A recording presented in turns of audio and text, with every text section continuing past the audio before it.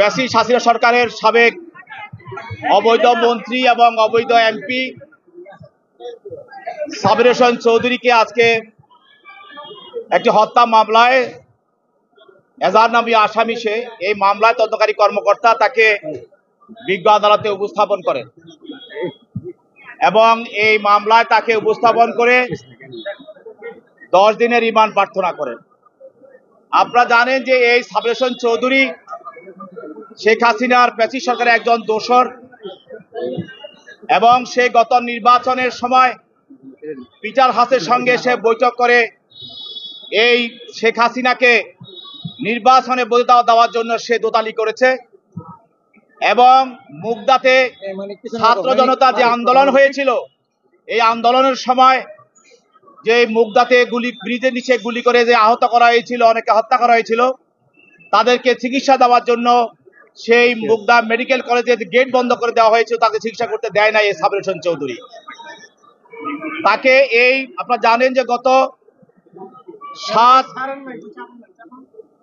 7 তারিখে যে 7 ডিসেম্বর যে বিএনপি যে একটা সমাবেশ হওয়ার কথা ছিল 10 ডিসেম্বর, সেই মহাসমাবেশকে কেন্দ্র করে বিএনপি অফিসে যে যুবলীগ, ছাত্রলীগ এবং পুলিশের নেতৃত্বে যে বিএনপি অফিসকে ভাঙচুর করা হয়েছিল, তছনছ করা হয়েছিল, সেইখানে নেতৃত্ব দিয়েছিল এই সাবির হোসেন চৌধুরী এবং সমাবেশের সামনে টিয়ার গ্যাস এবং বোম মেরে, ককটেল মেরে ছত্রভঙ্গ করে দেওয়া হয়েছিল এবং গুলি করে মুকবুল নামে একজন নেতাকে কর্মীকে হত্যা করা হয়েছিল।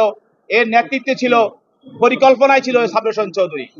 আজকে এই মামলায় তাকে তদন্তকারী কর্মকর্তা তাকে আদালতে উপস্থাপন করে বলেন যে তাকে প্রাথমিক তদন্তে আমরা এই হত্যার সঙ্গে এবং বিএনপি অফিসে এই ন্যাক্কারজনক ঘটনা এবং বিএনপি অফিসের সামনে 7 ডিসেম্বর যে ঘটনাগুলো হয়েছিল এটার সঙ্গে তার যোগ শাসক এবং তার জড়িত থাকার বিষয়টা নিশ্চিত হয়েছি।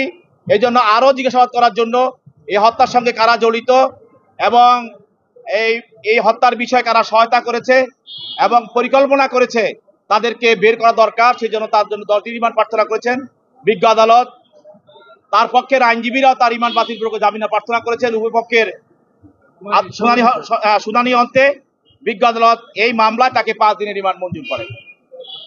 এছাড়াও তাকে আরো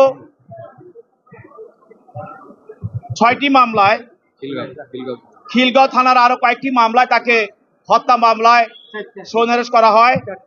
খিলগাঁও 4টা পৃথক 4টি মামলায় তাকে আবার খিলগাঁও থানার হত্যা মামলায় তাকে এই সোনারেশ করা হয় এবং গ্রেপ্তার দেখানো হয়।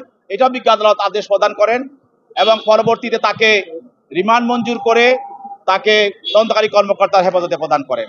এছাড়াও আরো 2 জন আসামি আপনারা জানেন, একজন হলো আমিরুল ইসলাম খান, তিনি ছিলেন সিনিয়র সচিব জননিরাপত্তা বিভাগ স্বরাষ্ট্র মন্ত্রণালয়ের।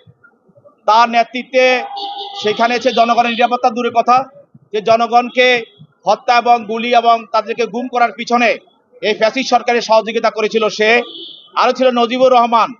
এই নজিবুর রহমান আপনারা জানেন সে এনবিআর এর চেয়ারম্যান ছিল এবং ওই যে ছাগল কাণ্ডে আপনারা জানেন যে ছাগল নিয়ে যে মতিউর রহমানকে ধরা হয়েছিল, সেই মতিউর রহমান ছিল তার একান্ত সহচর এবং তার মাধ্যমে সে হাজার হাজার কোটি টাকা তারা এই এনবিআর থেকে তারা ইনকাম করেছে এবং বিদেশে পাচার করেছে এবং তারা নামে মাত্র ফ্যাসিস্ট আওয়ামী লীগ সরকারের দোসরদেরকে তারা বিভিন্ন ধরনের ছাড়পত্র দিয়ে, সনদ দিয়ে তাদেরকে এনবিআর থেকে তারা ছাড়পত্র দিয়েছে, তাদের বিরুদ্ধে কোনো অভিযোগ নাই। এই ধরনের ছাড়পত্র দিয়ে অন্যায়ভাবে দেশের হাজার হাজার কোটি টাকার রাজস্ব থেকে দেশকে বঞ্চিত করেছে। এর নায়ক ছিল নজিবুর রহমান।